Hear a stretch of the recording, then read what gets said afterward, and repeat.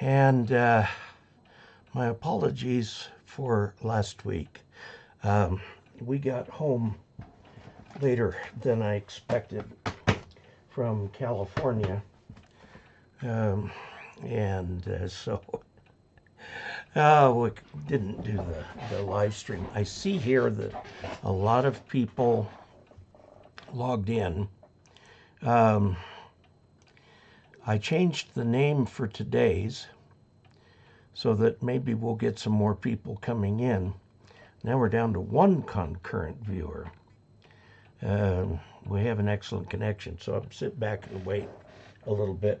We're going to give away a radio today, and there are very few entrants. And I think what happened is I announced what the giveaway was during the live stream instead of making a separate video on it. So we'll make a separate video on it. But tonight, to be nice to all the faithful who jumped in, I'm going to give away not one of these radios, but two. See, I was sent 6, and I reviewed one, and it's a nice radio, I think. Let's see, is this the one I reviewed? Yeah, that's the one I reviewed, and this other one is here. We're just waiting for a few people. The problem with skipping a session of the live stream is that the number of viewers goes down on the next one, and I apologize for that. Just wanted to see what was all in this one here. Yeah, okay.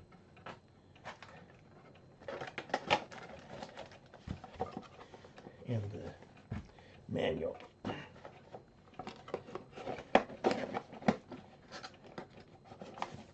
These are nice little radios. I reviewed them, a couple weeks ago, I guess. So welcome, everybody. We're up to 39 concurrent viewers. I kept the text from last time, so I can go through that real quickly with you here. And then I wanted to talk a little bit about Pacificon, what was there, and what wasn't there. There's a couple people who were not there that surprised me. For example, Buddypole was not there. The Step IR was not there. There's another little outfit that sells these little, I use one of them that's sitting right up there. It's the solar charge controller for the lithium-ion battery. If you've been watching my videos, you've noticed that some company in China sent me a lithium-ion battery, 100 amp hours. That's a big battery, especially with lithium, since you can draw them down so much further without damaging them than you, whereas if you draw down a lead acid battery that much, you will damage it. You can only draw it down about half. So I've disconnected all the lead acid batteries in my station, and I'm running off that one lithium battery. And I've got this real nice lithium charge controller here, and I get a nice view of everything that's working on that thing. Works really well. So anyway, let's see what we've got. We've got a whole lot in, and I don't know if these people are back yet because, let's see, Kathy Johnson wanted to bring ladder line into her shack as the tuner has a ballon to support it. Yes. Am I creating an RF problem having 10, 15 feet of ladder line in my shack? Do I need special routing? The short answer to that is it's likely, unless you're lucky. Now, the first thing to do is dry it and then rearrange everything in the shack. You know, put the ladder line in different place away from other lines and see how that works. what I did, having a similar problem to you, a ladder line coming into the shack, a little knife switch right over here, where, in fact, the holes are still there in the wood, where if I put the knife switch up one way, I would ground the antenna. If I put it down the other way, I would connect it to the antenna tuner. It was used for this full-size 80-meter loop. And eventually I moved the balun all the way up to the feed point, got a 4-to-1 balun, moved it all the way to the feed point, ran coax down in the station, and the RFI went away. So, you know, and I've got to mention that it comes in through the lightning arrestor and the grounding rod and stuff before it comes into the shack. And I've got switches up here which are also grounded. And I found that eliminated the RFI problem I was having. In other words, the ladder line, if not perfectly balanced, will act as part of the antenna and radiate. And this is the same effect you get when you put up coax, which is unbalanced line, and connect it to a balanced antenna like a dipole. You can get current running down the outside of the shield and right back into your shack. And that can cause RFI. Now, the way you get around that is either putting a balun up at where you're feeding, or you can connect the shield to ground via a lightning arrestor where it comes into the house, and then that will pretty much eliminate that noise that you have with a problem like that. So, yes, you take a look at it. Yegor Matsika, evening Dave. Kathy, please assemble a wooden ladder. Yes. Optical Man Jeff, hi Dave and everybody. Harry Rundle. Band conditions are back. Let's see, moderate for late October. It's now the 2nd of November. Back to real Oregon weather. At last, on and off rain and 51 degrees. Hi, Dave and everybody. K4, TA, and Fork Union. We're up to 44 viewers now. And good evening, Dave, and all Augies worldwide. From the hill country of South Texas, Leo Gustafson.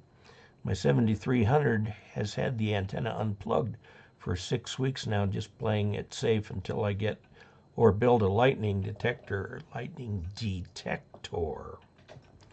The best lightning detector, of course, is your ear.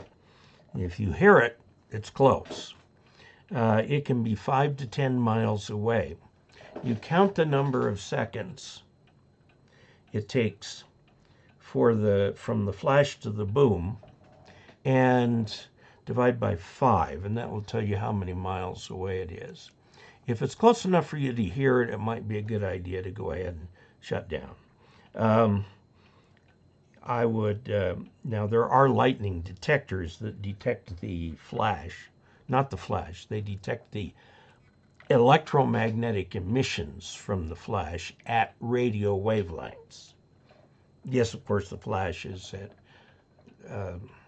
electromagnetic too, because it's light, very, very bright light, but there's very strong RFI coming out of it too that you can detect. And I've seen lightning detectors around anywhere. There is a website, lightning.org or something like that, that comes out of Germany, and it collects reports from all of these lightning detectors. And it creates a map, a very accurate map of where the lightning strikes are. And it shows it on a worldwide map. And you would think, looking at it, that all the lightning is over Japan, the US, and Europe. when in fact that's the only place that there are detectors. They don't have them in other places and need to get them. Although it's very difficult, of course, you have to have a volunteer who can afford the little thing and afford the internet to put it on so that all the lightning is collected. And in order to properly track lightning, like say in a city, you need 3 or 4 of these spread around so that the algorithm can use the time difference of arrival of these things to figure out where the lightning strike is. So one radio doesn't do it.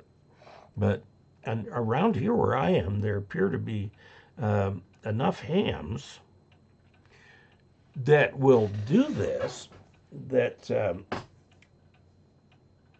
that there's plenty of good lightning detection. Okay, back for Thursday night, yeah. So, yeah, go ahead and use it. And what direction does a 120-degree horizontal dipole radiate? Well, in theory, it radiates off the sides. But in practice, unless you have that dipole up pretty high,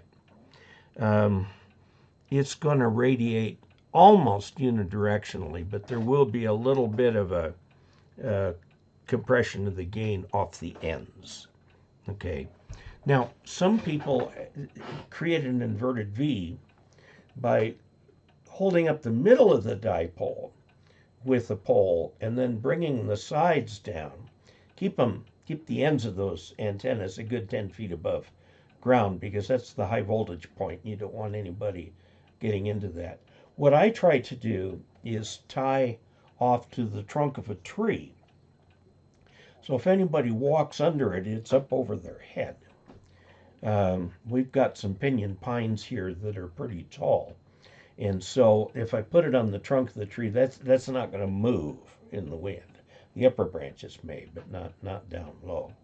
And then the thing about, as you bring the dipole down like this, the path the radiation pattern becomes more and more and more omnidirectional.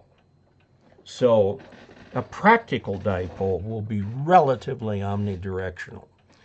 All the stuff that they show you in the books for the general and extra class for radiation patterns is all done in free space. I do not know of any hams who live in free space.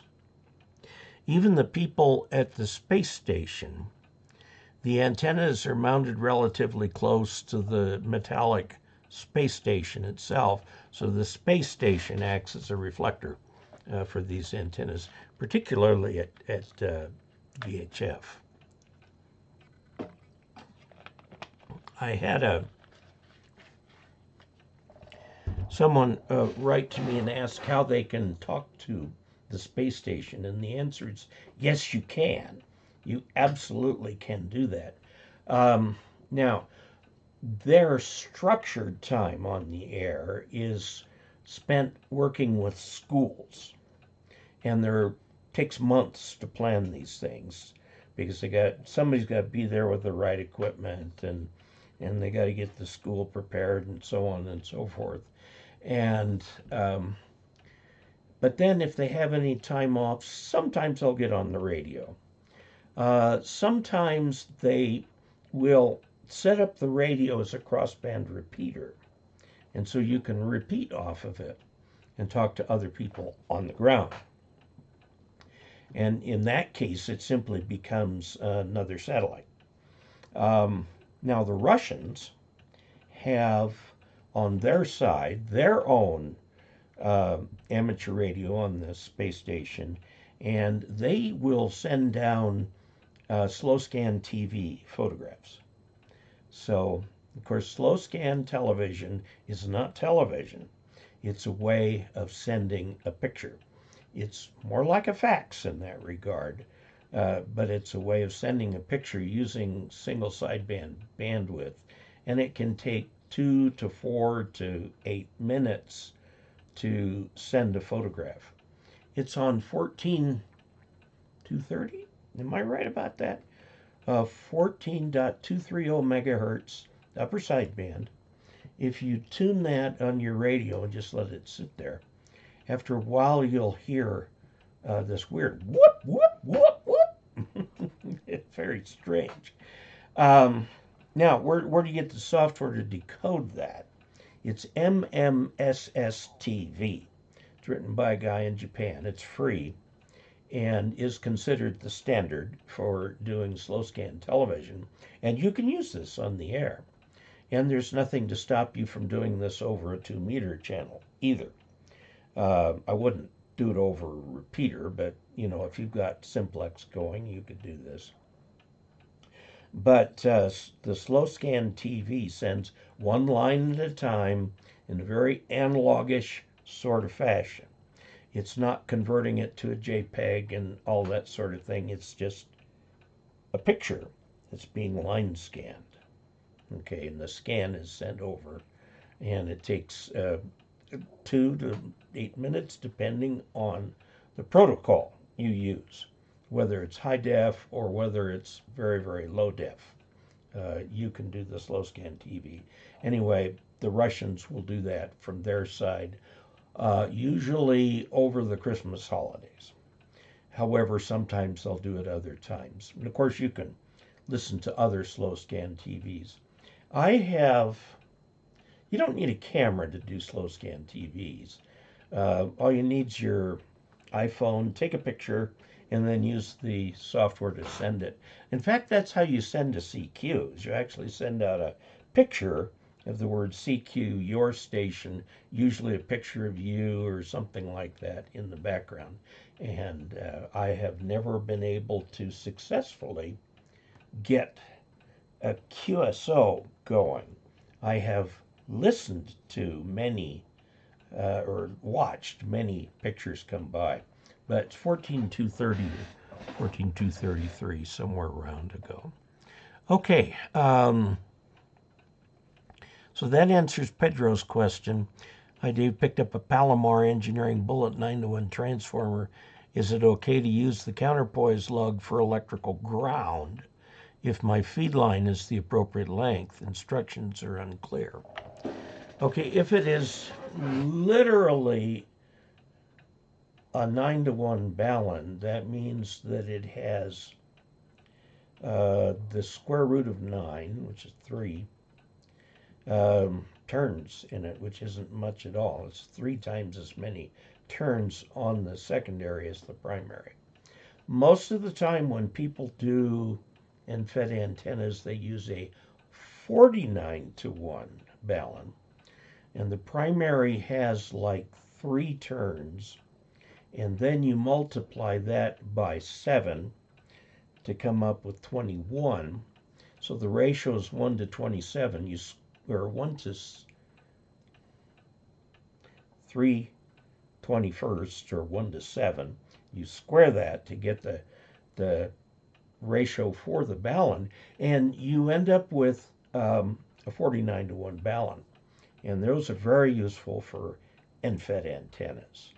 And the ARRL sells a little, where did I put that thing?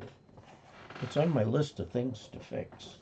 I've got this list of videos to make here.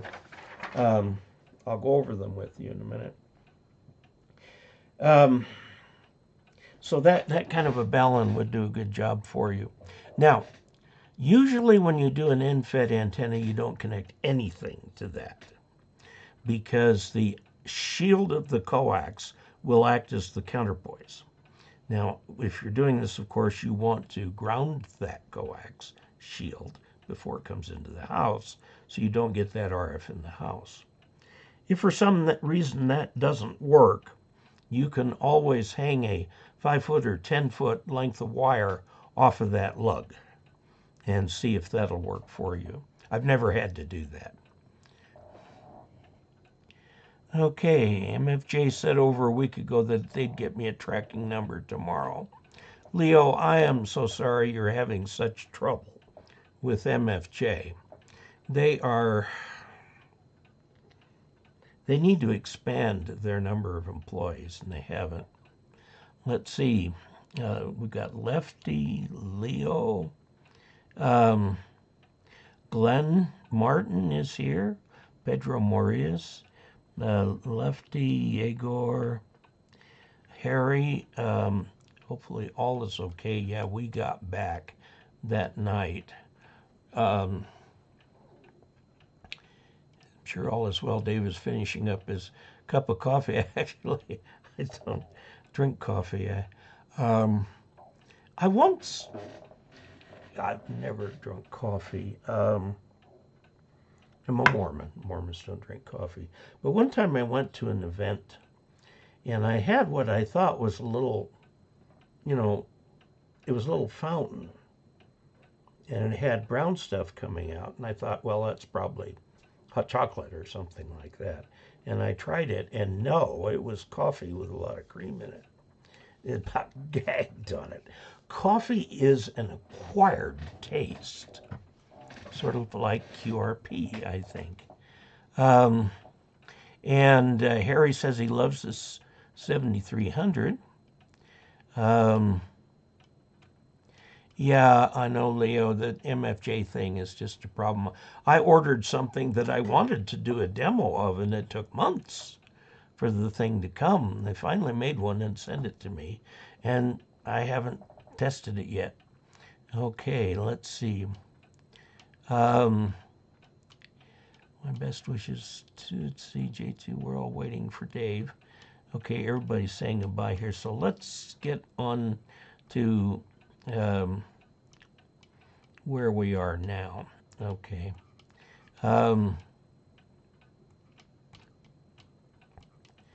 Okay, I think we're now on this week's. Reggie Love says, hello, Dave.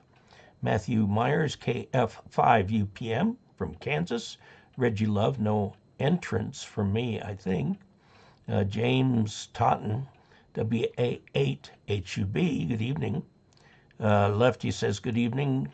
It's 49 and clear here in Davenport. Joe Tyson, hello, Dave, from Apex, North Carolina, where it's 46 degrees. It is currently exactly that, here, 46 degrees.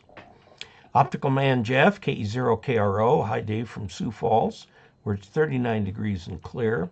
Yeah, we're at the start of that nice little warm period that will... Mother Nature has something in store for us, I'm certain. Lanu Macumbi, KC8LJF, there in wild and wonderful West Virginia. Hello, checking in from Yuma. This is KK7DTF. Hugo Quintana, sorry. Pedro Morias, good to see you back. 73's for best wishes from Pedro, K6MIL. Sean, hello, Dave and fellow Augies. Just wondering if you've done much mobile HF. No, I haven't. I'm trying to think of when I've done it. I've done portable, but... And Gary Burdett, first time from Martinez, Georgia, K4ISG. Sean, KM6NFO, adds $20 to the chat revenue. Thank you very much. It helps pay for things like today. There was a article in the latest QST about a watt meter, and I do not have a decent watt meter. And so I saw this review in here, and I thought, well, you know what? I don't have a good power meter, and I've just spent the last couple days reviewing the Tidradio H8/ham. That make a version of it for GMRS and a version of it for ham. And there are a lot of things to like about it. One is that you can actually adjust the firmware and the channels and so on from your phone. And although I couldn't get that feature to work, I think they still need a little work on that. It's like a brand new radio. Okay, sort of. Although I found it on Amazon. Okay, let's see. Thank you very much, Sean. the AM window, I brought 600 ohm ladder line right into my shack to a feed-through panel with ceramic posts. Then I have 6 feet of ladder line that runs to my homebrew balanced Dell matching network. And if that works for you, that's an excellent transmission line. 0RF, W3MMR. Wade Boogs. Hi, Dave. N1NEL from Maine. Love your stuff. Well, thank you. DK5ONV. Happy weekend from Southwest Germany. And there's a 700 there. And very good, and happy weekend to you, too. VE3IOU, good day to all. Carol Martin, Glenn. Oh, this is Glenn from Far West Missouri. Temperature's 46. We're down to 45 now. And our relative humidity is 40%. Leo KK7CLY from Albany, Oregon. Is there a live stream tonight? Yes, there certainly is, and we are in it. I hope everybody can see it. Thanks for your videos. Thank you, Joe. Maxie, good evening from Indiana. Johnny Jones at home. I'm using a stun gun to demonstrate spark gap transmissions. How does the FCC feel about small-scale experiments like this? If you're going to create a continuing problem, they're concerned. If you're just doing a little demonstration, they're not. For example, at the ARRL headquarters, they have the Spark machine that they used back in the days of Spark, 110 years ago. And they'll fire that thing up and show it to you. Now that will create RFI, broadband RFI. But for a little thing like that, no, the FCC is not interested. Go ahead and demonstrate that. Rick Shop, good evening, Dave and everyone. Leo says, I got my MFJ 464 back from their technicians after all this time. Wow. Ed Fry, good evening to all from N3EDF in South Central Pennsylvania. Cold at 32 degrees with no wind or moisture. Dwayne, KE0OG VNX, I have been using a sloped end-fed half wave. Is that kind of the same as an NVIS? Maybe. If you've got one end of it up pretty high, like say 30 feet, and you bring it down, say, toward a tree, so it's sloping somewhat, that gives you a little bit of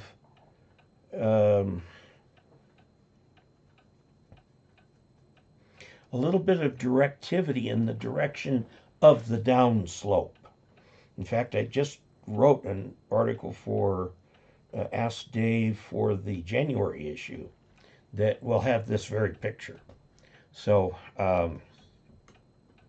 yeah. And NVIS, you want an antenna that shoots up. This one shoots out. Now, if you rejigger that antenna to be about 25 feet above the ground, it will work on 80 and 40 as an 80, 60, 40, and maybe 30 as an NVIS antenna. The idea of the NVIS antenna is to radiate up, but not just up, out a little bit, so you get a bounce back within 300, 400, 500 miles. Okay, so it's useful for inner close work. They used to do that in Vietnam. They'd take their radio trucks, which were equipped with vertical aerials, they'd tie a piece of parachute cords or something like that and pull that antenna down till it was horizontal. And then they got their NVIS and were able to work very well in that.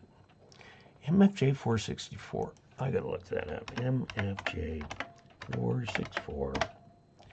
CW key reader. Okay. Yeah. Oh dear. They said there's nothing wrong. I'm sorry to hear that. There is another version of that that's made by a company called... Oh, I moved everything. I can't find anything now. I took all the projects I had and made a list of what I need to do for videos. Okay. Wade Boogs of CB Radio. Let's see. That sounds like the second half. Leo, I'm going to wire it back in, but I'm skeptical. In hopes of arresting this generation of random characters on the send line, I just ordered a ferrite RFI kit from Palomar. Okay. SSTV reminds me of Wild West CB radio, not PC or what have you. SSTV, slow scan television, uses television type technology to transmit still pictures one at a time. The old, back when I was first in ham radio, you had to have an oscilloscope with a particularly long persistence phosphor, okay? And you'd listen to the signal, it would paint a line, come down, paint the next line. And by the time you got to the bottom of the picture, the top had pretty much faded away. So nowadays, of course, that's all done with computer, and we don't have that problem. That'll save it all for you. But that's how it first started, and they would use television cameras and television type technology slowed way down to doing just one line and then another line and then another line, rather than try and hit you with 525 lines at once. Okay. I'm going to wire, let's see. Okay. There can be some amusing SSTV images to decode on 20 meters. Similar modulation was used by NASA for video from the moon. Well, that was the old NTSC standard, as far as I know, which is a line-by-line raster, and as the electron beam reading the camera is going across, the electron beam in your receiver is doing the same thing at the same time. So those signals travel at the speed of light. Whereas slow scan television on a computer, you got to load the whole image into the computer, then it starts sending it, and then finally you've got an image. The digital always introduces a delay. Okay, yeah, some of the images on SSTV, I think, are sent by very old hams, whom I will say are not politically correct. In other words, some scantily clad young women.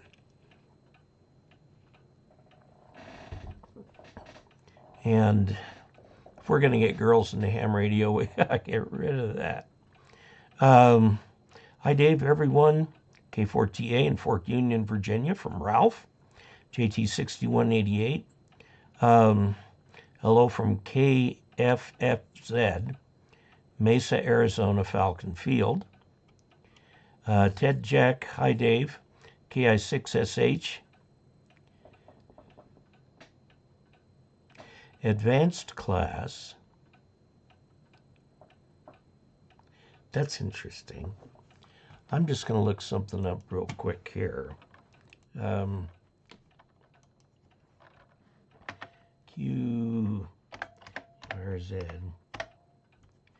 Now QRZ. Okay, and KE0OG.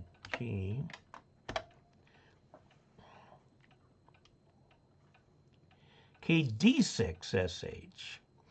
That is a former call of mine. And you've got KI6SH. So, good call. Good call for CW. Because it's da-da-da, did-it, and then the 6, da-da-da-da-dit, and then the S did-it, and the H did-it, yeah. So, yeah, good call. I can't remember my old call. It's been a very long time since I had those. Okay, let's see. And Ted, you've got your advanced, so you've had that call sign for a while. That is an advanced call sign.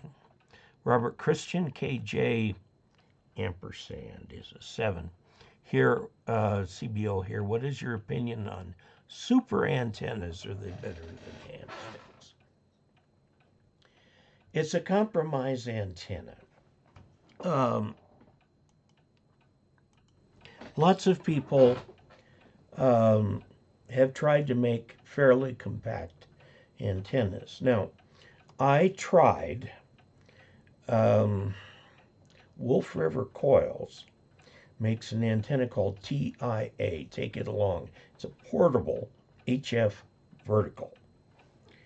And it is a stinker to tune on 20 meters, although very easy to tune on 40 and 80. And we did get it tuned on 20. And I compared the performance of the antenna to my full-size step IR, big IR. And, you know, on receive, I couldn't tell the difference.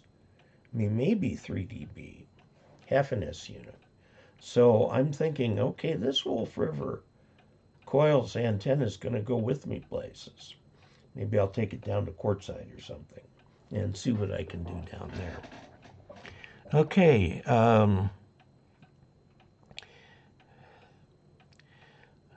The super antennas, ham sticks, if I'm remembering right, the super antennas gives you some sort of a guide where you can connect to speed up tuning.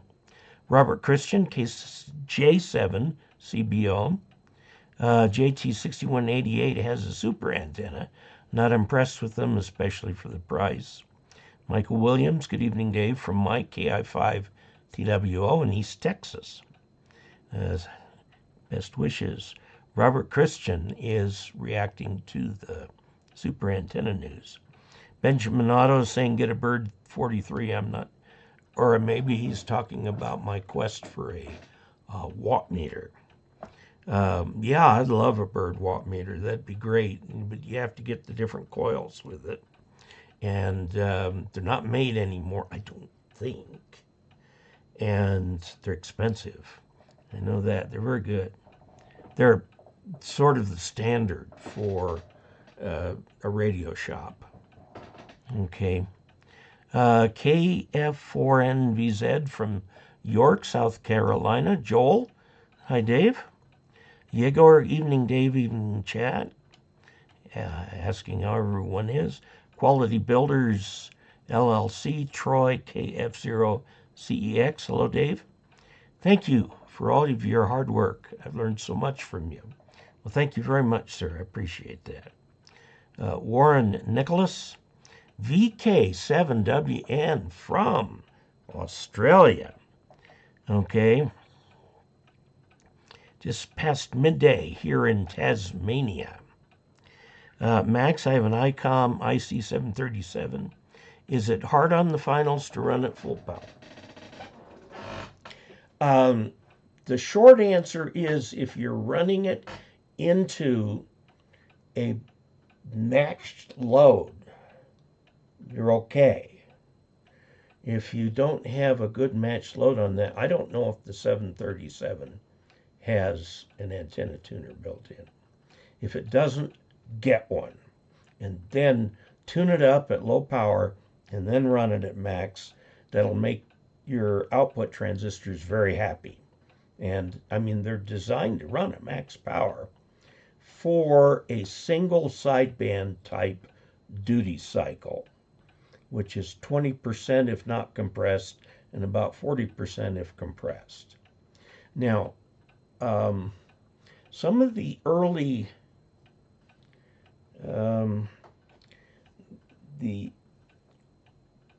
transistor radios for ham radio did not have much protection on the output circuits because the tubes didn't have it.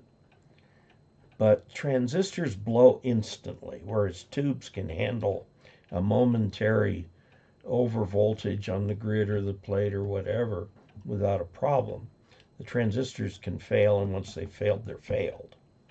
So nowadays, it's real hard to destroy the output transistors because there are so many protective circuits in there.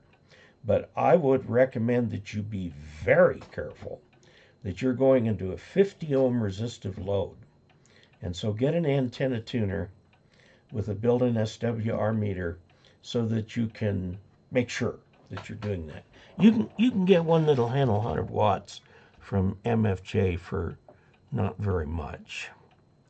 Hey, this ADHD Live, howdy from East Ridge, Tennessee tonight. Headed to Atlanta tomorrow. Anyone going to the Stone Mountain Hamfest this weekend? That'd be fun. Optical Man Jeff, KE0OG adds $15 to the chat revenue. Says, thanks, Dave, for all you do. Hope you and your family are well and missed you. Yes, we are well, although that's what happens when a soldering iron falls out of its little holder onto the desk, and then I put my hand down on the desk. That's going to take a while to heal. So, otherwise, we are well. We're trying some experiments. I think we're making some good lifestyle improvements, and things are happening. Now, let's see. Let me tell you about Pacificon. Okay, Pacificon was held in the San Ramon Marriott Hotel in San Ramon, California, which is quite a well-to-do part of California. Now, one of the things as an RVer, if you pull in a trailer, that's wonderful at Quartz Fest. It's kind of good at Dayton. They do have some RV spots on site, but they're hard to get. And then there's KOA way south and way west. We end up usually staying, well, we've stayed at both of the way west and way south. Cities of any size tend not to like RV parks. Montrose has a KOA, and then south of Montrose, in the countryside, there's 2 more RV parks. Then the state park down here has RV areas where you can park.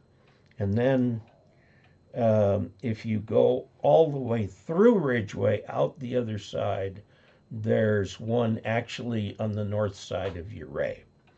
And there's a KOA in Ouray. But San Ramon, no, nothing. So we had to drive out there in our car. We stayed with an old friend of Loretta's. And this friend, she worked with Loretta. They were very close buddies for now close to 50 years. And so she's known Kim a lot longer than she's known me. So anyway, we stayed with her. We had a wonderful time with her. We actually spent an extra day with her, which is why I didn't get the live stream last week. But I'm sorry I didn't put a note out on that. The net is that it was just around the corner from the Hamfest. So I was able to get to the Hamfest, no problem. The first day was an antenna seminar. And I'm not going to say that I learned much in the way of antenna stuff, but it was interesting to get a review of most of it. As you know, EZNEC, which was used by hams for so many years for stateside type antenna simulations, is now free from the author who has retired. He's no longer maintaining it, but it does work, and I still use it to compare things. Like, I had a guy write me a rather long note about my last Ask Dave column, where I talked about a vertical for 160 is going to have a vertical part which radiates.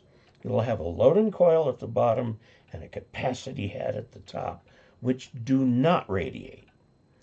And I said your best luck on 160 is to do vertical.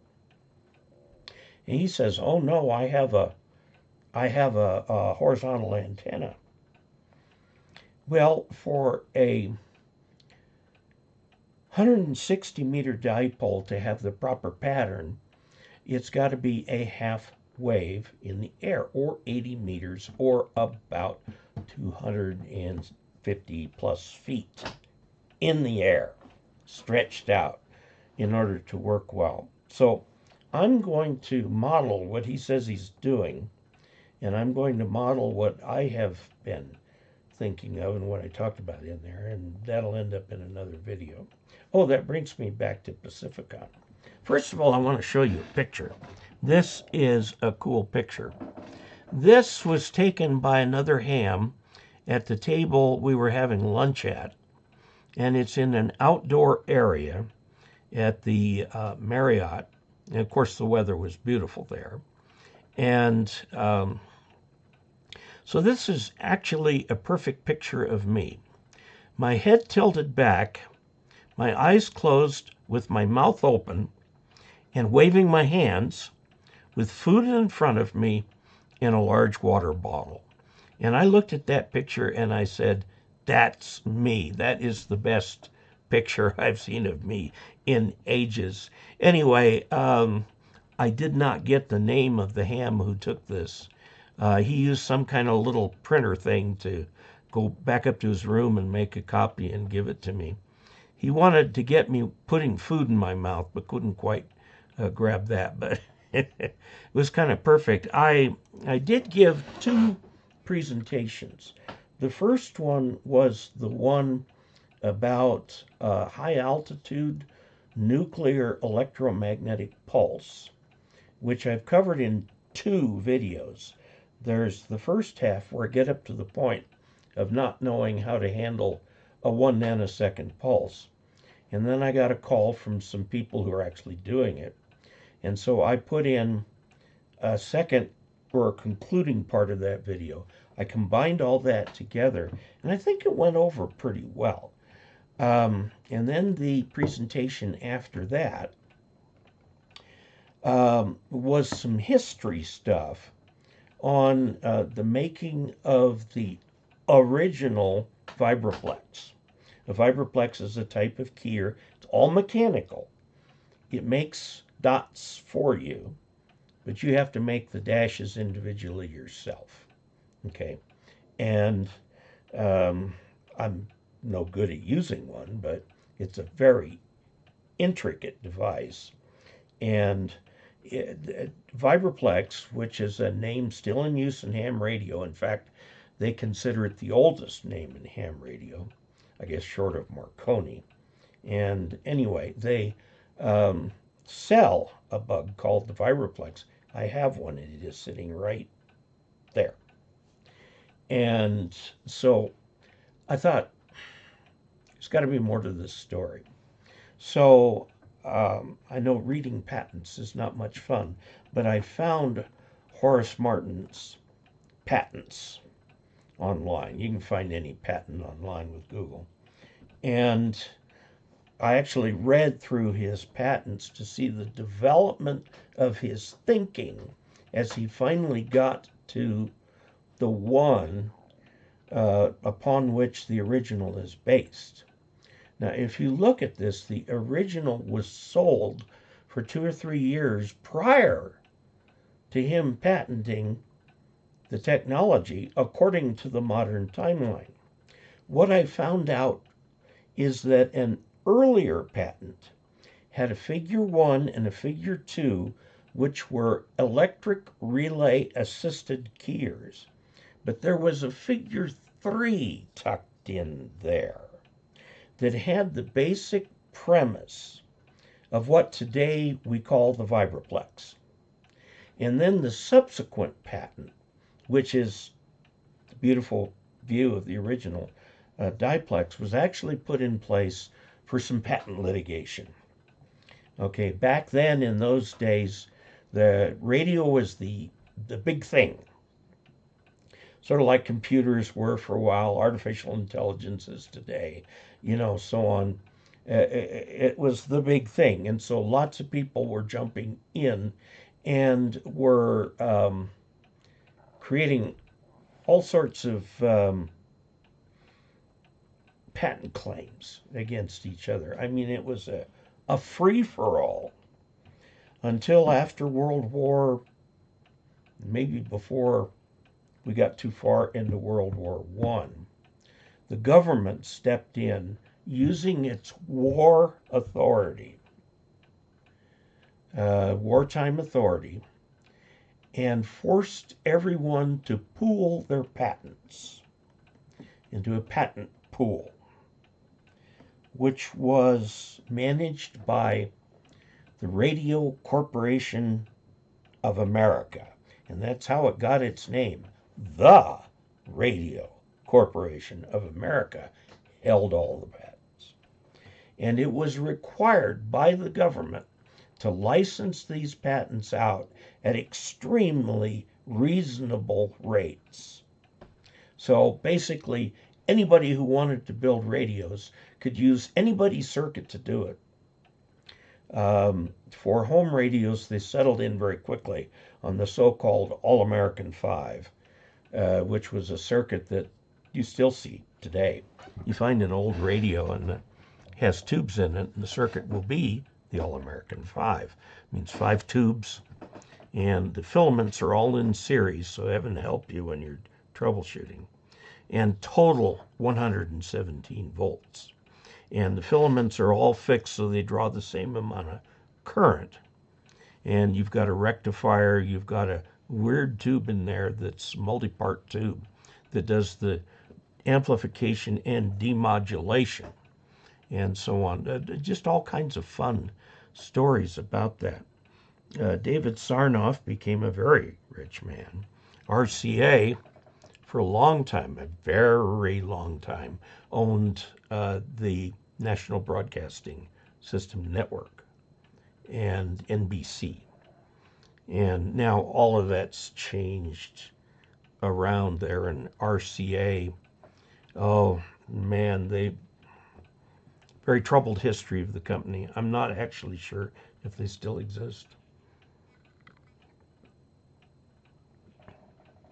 They probably do some little rump thing. Okay, let's see. Alan Failer. Hello, all from North Central Ohio, KB8RXY. Where are my glasses? I'm kidding to be an old man here. Okay, hi Dave. That Tidradio H8 has had quite a history of issues. Fixed and ongoing. Will be interesting to see how yours does in a review. The answer is on 2 meters, the output is pretty clean. On 70 centimeters, it is not. The second harmonic, which is like close to gigahertz, 980 megahertz, is only 20 dB down from the fundamental. And that's not acceptable. So we'll have to see. Now the Tidradio H8, which you can get in the GMRS version or the ham version, I love the fact that it only transmits on the ham band, but you can receive anywhere. And in fact, they preload it with the NOAA weather radio channels. They're in the upper channel, so if you move your channel back to 1 and then keep going back, you'll hit 199, and it'll be one of the 10 NOAA weather radio channels, and you find the one that works in your area. I'm going to make that video tomorrow, and it will be online either tomorrow or Monday. I could not get the fancy Bluetooth, program it from your phone stuff to work. I just couldn't get it to work. However, Chirp has software for the radio that works extremely well. I had no issues programming it with that. There's a little feature of Chirp, that I was not familiar with and played with a little bit today. But if you go in, they have several sets of channels. And so if you go into one with the repeater book, you can grab all the repeaters, say within 150 miles, and it'll pull down a list. And you can copy and paste from that list over into the list for the Tidradio H8 and save them. These repeaters loaded. So it's pretty cool, actually. It's a 10-watt radio. I'm not sure I want a 10-watt radio next to my head. So I have suggested that people run it at 5 watts. It'll run at 10, 5, and a half watt. The half watt would be really good for hotspots, except this is not a DMR radio. It's not a digital radio. Sound quality, I guess, is acceptable. It's got 200 memory channels. It has 25 memory channels for your favorite local FM stations, because it will receive the commercial FM, which is fine. And it does have the obligatory flashlight. I really like the, let's see, oh, you got to turn it on first. But there's a,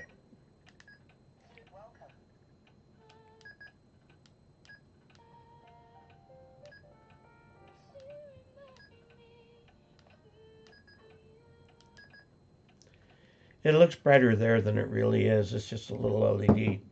But I've been thinking, I've always, handheld, when are you going to use it? Where are you going to use it? Well, there's a good chance you're going to use it in the dark.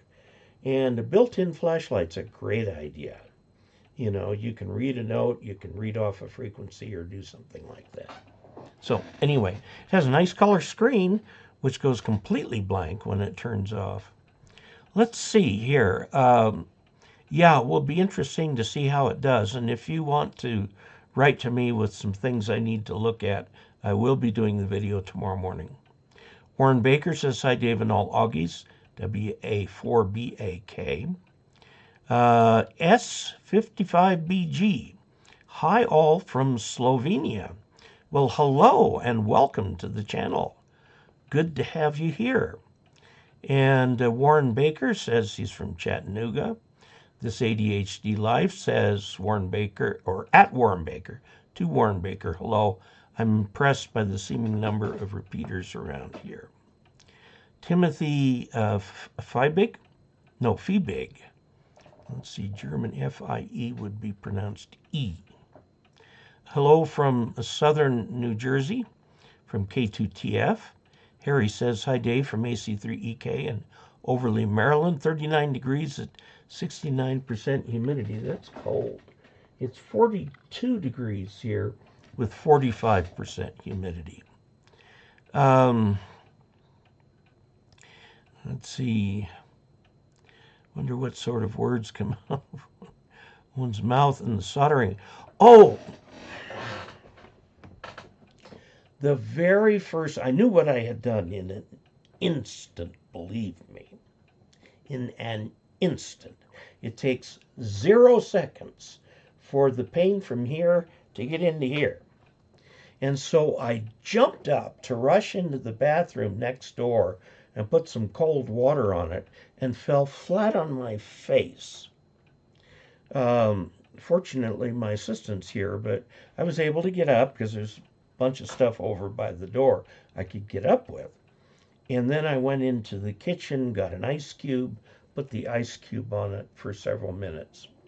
A long blister has in here. You can sort of see the shadow of it. And the blister, that was Monday. Today's Thursday. The blister has not yet burst. So I'm protecting it. on the theory that if it doesn't burst, it will tend to heal in from the edges, and maybe I'll get away without an infection. And actually, I didn't really say anything. I'm surprised because often I'm rather vocal when things go wrong. So, Leo Gustafson says $20 into the chat revenue. Thank you very much. We're about up to what that watt meter cost me today. I ordered a watt meter from Amazon. It was the one that was reviewed in this month's QST. Endless Horizon Travel, just to thank you for all your videos. Dave from Toronto, VE3KVR. Leo says, Dave, thank you for your kindness and empathy about my debacle with MFJ. Yeah, I really am sorry. Harry Rundle, AC3EK, 3969. Hi, Dave. My home only has two-prong plugs in all rooms. There's a ground out by the meter. Should I still connect outside shack rod to the rod by the meter if the rest of the house doesn't have the ground? Yes, you should. You just want to keep everything at about the same voltage level if there is a voltage transient in the area. And of course, I will add the comma, and you should toy with the idea of having your home's electrical system upgraded. Unless you do it yourself, that would be a very, very expensive thing. I understand electricians, and this was years ago, charged about $100 per outlet. Well, if you buy the parts for an outlet, you're up to about $1. Okay, it's just the little parts that go in an outlet, you know, the box, the outlet itself, the cover, are dirt cheap.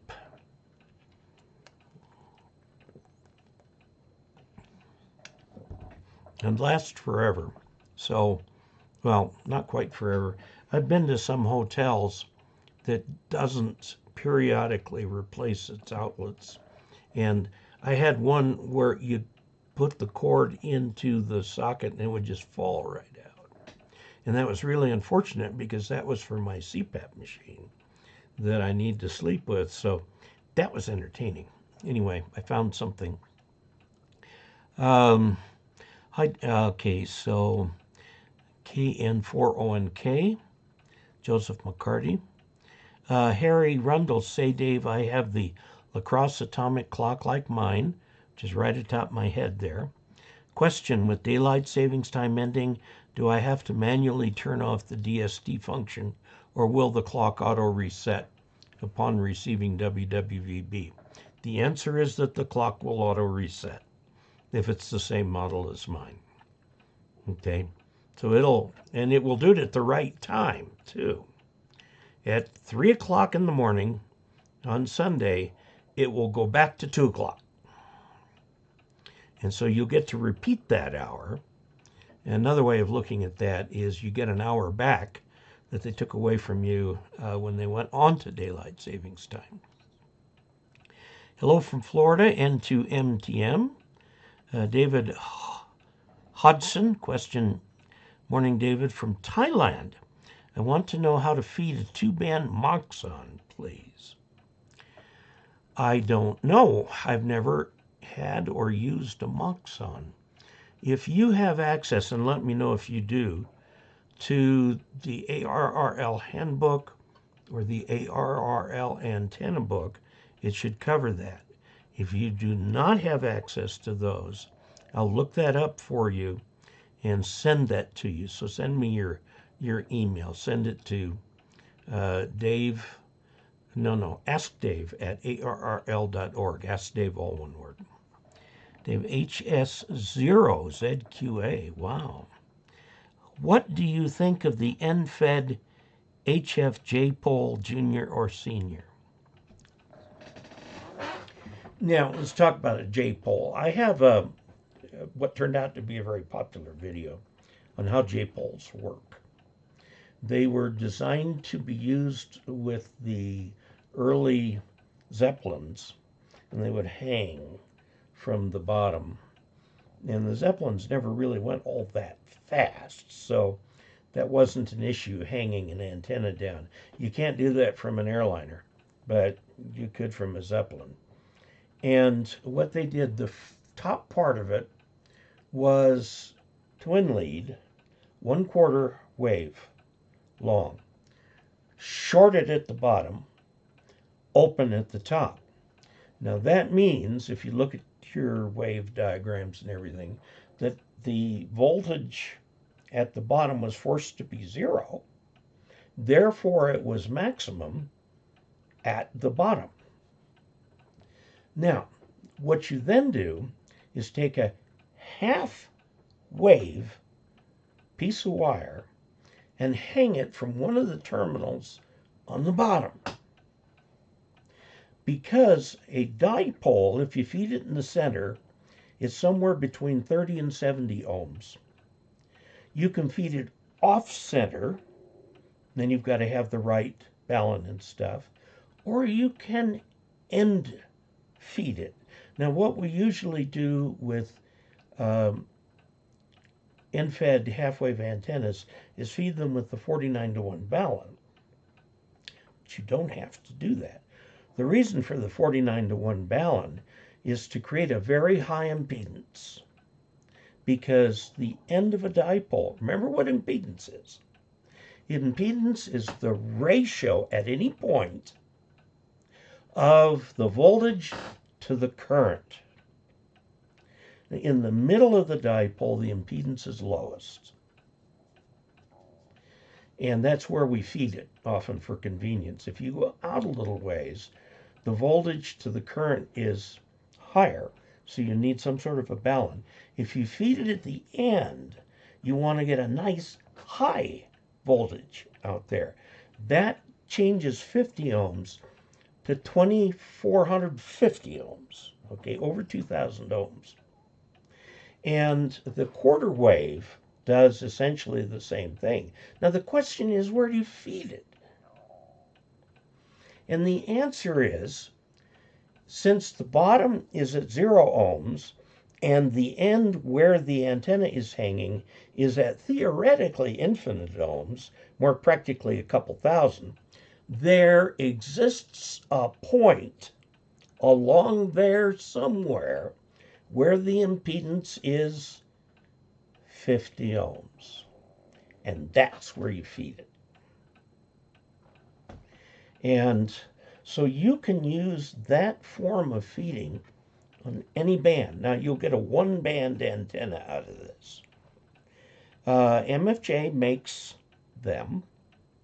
They make a J-pole for 20 meters. Now you stretch the 20-meter part out horizontally, okay, and then the twin lead, not twin lead, ladder line, window line that they use for the quarter wave segment comes down. It's shorted at the bottom, and about 18-ish inches up is where you put the 50 ohms, and they have a little SO239 connector there. I got one from MFJ and it did not work. I called them and I asked them to please send me the manufacturing instructions, which they did. I mean, that's proprietary information to them. They sent me the manufacturing instructions, and I discovered that the thing had been manufactured all wrong. Whoever manufactured it just flat wasn't paying attention.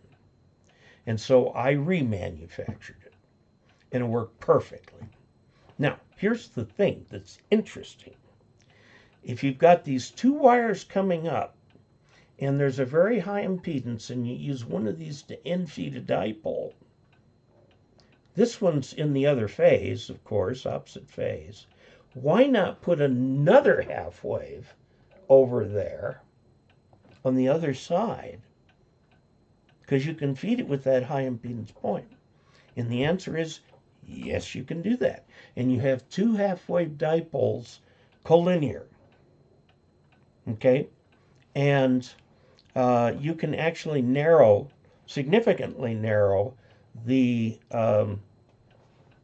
pattern of that antenna using those things right there. That is just absolutely possible. And I got one of those.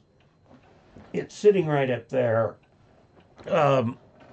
I haven't put it back up, but it's a great antenna on 20 meters. So, yes, you can make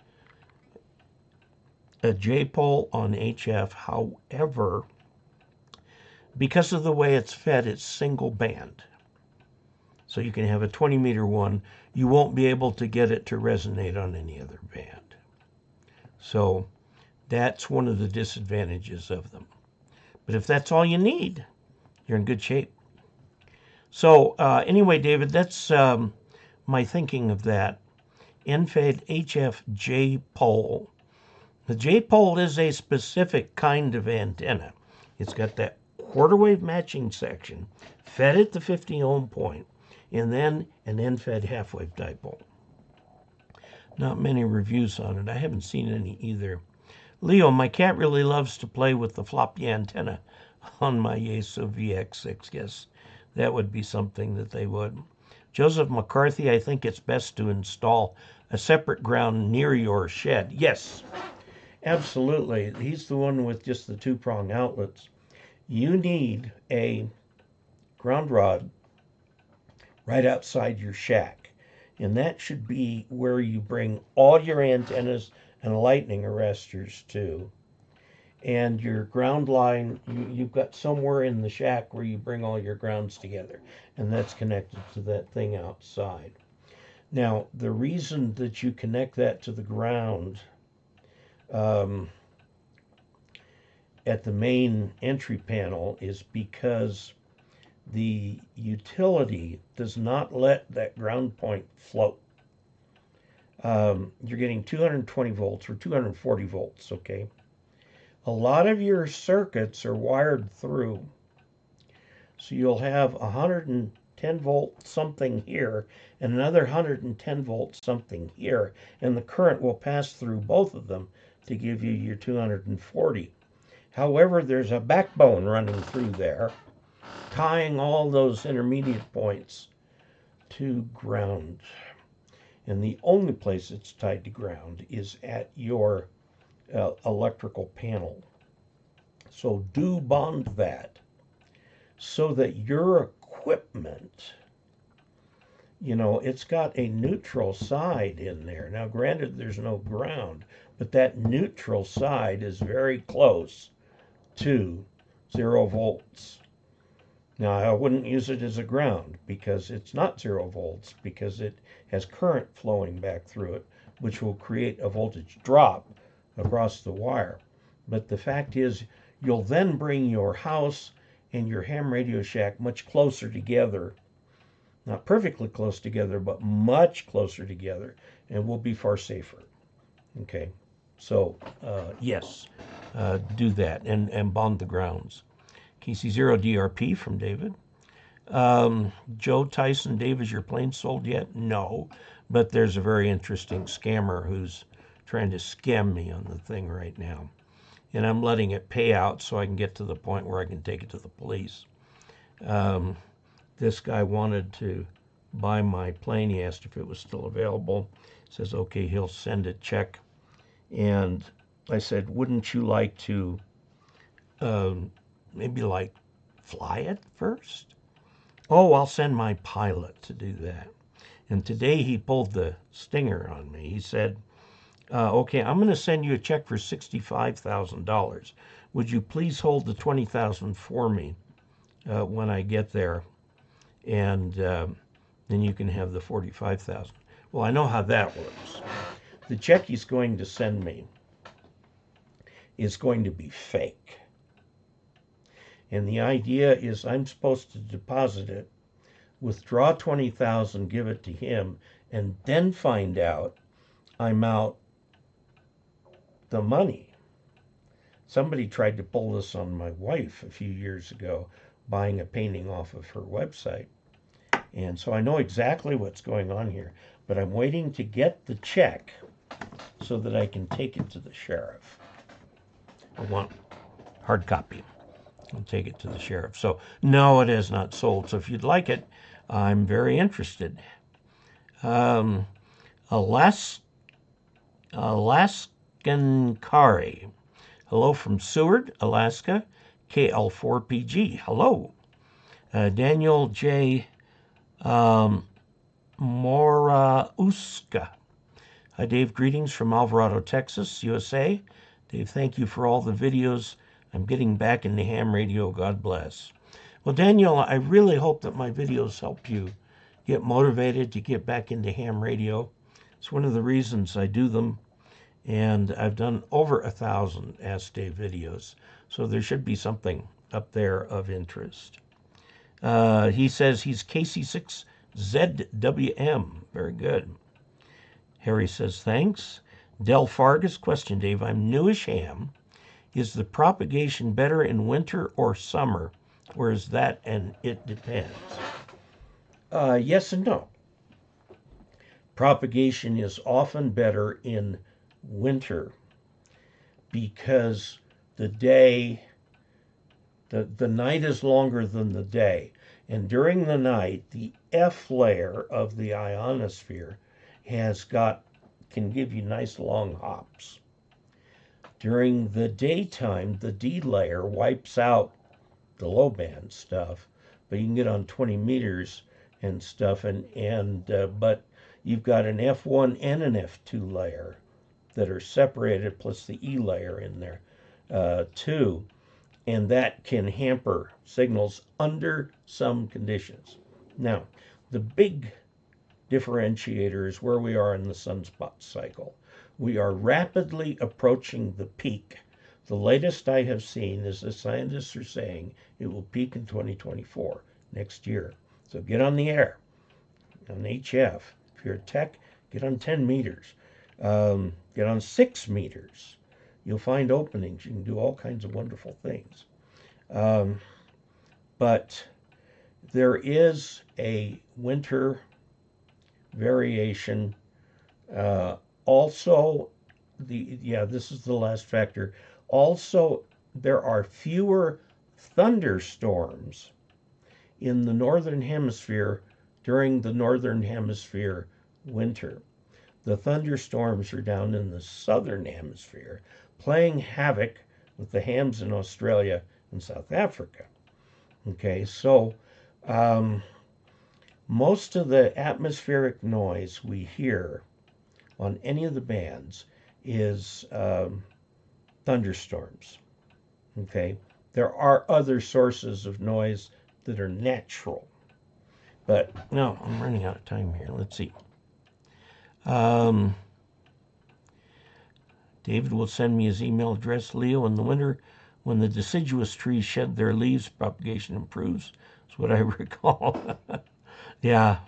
I was thinking about purchasing the Omega NFED J-pole Jr. They're claiming to be many band. Well, it's not a J-pole then. It's something else. I have heard that the G5RV is not the best antenna. That is true. The G5RV is 102 feet long, fed in the middle with some ladder line, a matching line, to a place where you can screw in coax. Under perfect conditions, it will give you a nice low feed point impedance on many of the bands. I've never had good luck with the G5RV. There is a new ZS, I think, it should be South Africa, version of that that's improved upon somewhat. I would recommend that you use an end-fed half-wave dipole, okay? Because that is actually a tuned antenna and will give you all the bands, and they're cheap, relatively. You can get, and I don't know where I put it, the ARRL sells the modem. Oh man, I'm showing my age. Sells the transformer, the Ballon. It's actually an Unon for the NFED. I've tried it. It works. I broke it recently, and so I'm going to do a video about how I'm going to fix it. But that I would recommend would be a really good antenna that you could use on all bands. Okay, and they're cheaper. Now, the NVIS half-wave is, given the age of the J-pole, going back to the Zeppelins, the idea of an NVIS half-wave antenna is not new. However, feeding it with an UNUN is pretty new. When they first came out, I didn't believe they could work. Neither did the League. The League got one and tested it. And lo and behold, it worked. So, yeah, they do work. They really do work. It's a much newer antenna design. It's, if you only make it 66 feet, it'll be 40, 20, 15, 10. If you make it 132 feet, it'll be 80, 40, 30, 20, 17, 15, 12, and 10. Sort of, you know, you're going to have to maybe use a tuner in there a little bit, but it's a very nice little antenna. Okay. Question, what is the best 100-watt HF radio for my new Gigaparts backpack? I'm leaning toward the Yaesu FD891 since it's still in production. ICOM doesn't really have an HF radio in comparison. ICOM has the 705, which is not a 100-watt radio, 20-watt radio. Yaesu seems to have the market for small 100-watt radios. So that would be a good choice, okay? I'd go ahead and go with that. Now, one of the problems with operating a radio with a display that's only this big is that you're going to end up doing a lot of things through menus, which you would normally be able to do through front panel. You'll get used to that with time, but yes, Yaesu has the monopoly on those small form 100-watt HF radios. They also make that same form for QRP, so make sure you're getting the 100-watt. Now, the problem with the 100-watt is you need, if it's a backpack you're going to take in the wilderness, you need a battery. You want to go QRP for that. But if it's a backpack you're going to throw in the truck and take to a portable site, then yeah, that would be good because you'll have power for it. Well, let's see, ICOM doesn't really, when I was a brand new ham and told the guy at HRO as much as shopping for my first antenna, I was sold the Chameleon Mini and just couldn't get the dang thing to resonate. Turns out that I read in QST that these need an antenna tuner, something the salesman failed to mention. I've had similar problems with some of the Chameleon antennas. Awesome answer that only experience can give. Thank you, Del Fargus. I have two MFJ NVIS half-waves. I've also played around with the G5 RV. The NVIS half-waves are better. Okay, Leo says I overcame the non-resonant antenna by purchasing the Buddy Pole hex beam. Yeah, I have the MFJ hex beam up.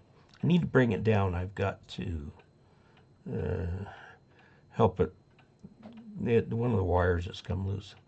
How can I be more patient with annoying volunteers? Teach them. Teach them and mentor them as much as you can.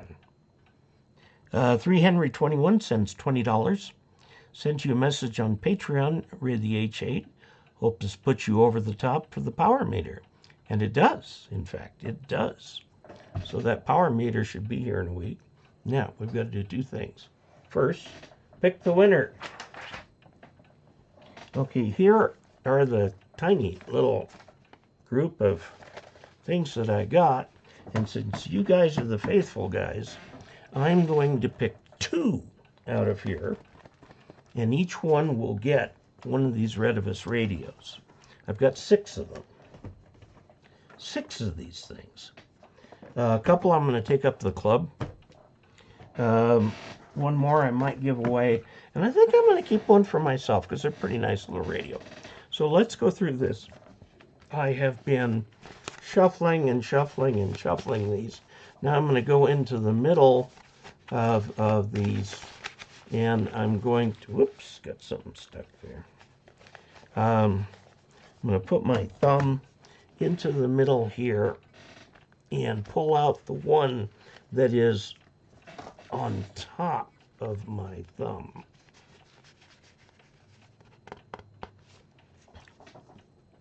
This goes to Chris. So let me see if I've got that correct. And it's just Chris Silva, KF0MHO.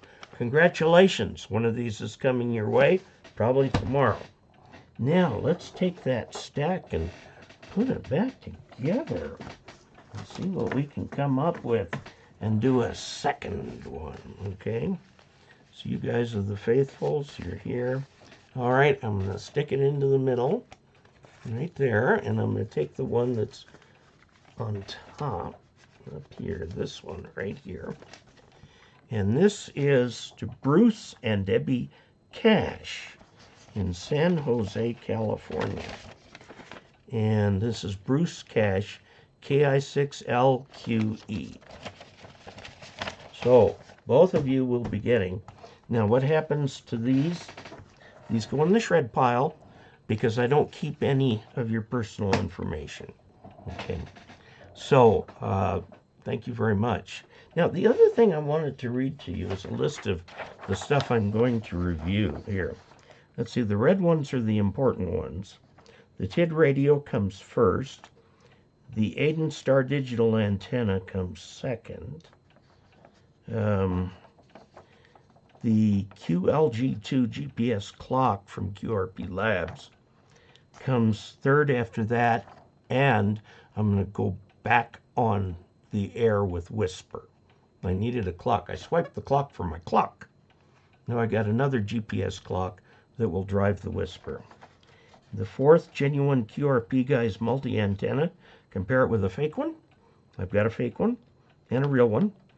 Okay, 5. The RT95 mobile radio, Redivus. And 6. No, there is no. Well, there must be a 6. Yeah, the Uni-T inductance, capacitance, and resistance tester that I bought with channel funds from Amazon. And 7 is the QRP Guys digital field strength meter. And I'm going to compare them with the Olmo and Eric Hill meters. Those latter two meters claim to give an actual measurement, not a relative measurement, but actual. And they disagree extraordinarily from each other. So the QRP Guys, I had my assistant put it together as a kit. I had to finish up a couple things, which is where this comes in. And I'll do that comparison. Now let's see, we take the orange ones. A Vectronics CW keyer kit.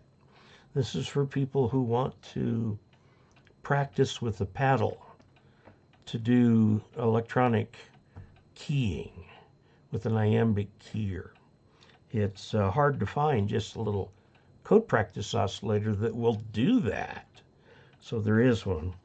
The next is the Elecraft two-tone generator, which has been built and works. This is for testing the linearity of transmitters. And the third is the MFJ 419 CW Elmer, and I'm going to compare it to the Spark Gap Labs with the stand. Somebody sent me a stand for it. Okay, the next are the green ones. I got an LED name badge. Let's see, where's 2 on the green? Halibut Electronics Common Mode Current Choke Test Rig. I got that out at Pacificon. Let's see, 3 in the green. 3. Edfong 2 band antenna. I know that's going to work fine, but I want to talk about using it indoors. Let's see, 4 on the green. QRP Labs QDX. I managed to get 2 of them, 2 different versions. We're building them. 5 on the green. That may be the last for the green. And then the last are the blue. I got 3 little kits from Pacificon. I have a NASA Earth Sciences extremely low frequency receiver kit. You actually put 2 ground rods like 20 feet apart and connect them to this thing. Checks the earth currents. And a QRP Labs QCX mini build to replace the one I blew up. So those are the things that are coming down the line. So now I have one question to ask you, and I would like your comments on this via Ask Dave. Okay, Ask Dave at ARR.net, because we're out of time. It seems almost all the questions I get are antenna questions. Do you want me to focus more on antennas? And if so, I can do that. Because, you know, I've got general interest out here. But all the questions I get for Ask Dave are antenna questions. And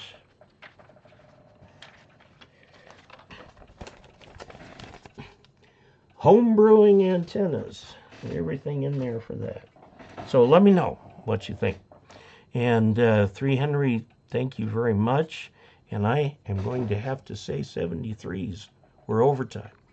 Thank you very much to all of you. Bless you for coming back, and send in those cards and so on for the next giveaway, which I'll give some sort of a video about that tomorrow. And these 2 people will get their radios hopefully in the mail tomorrow. And until we next meet, 73.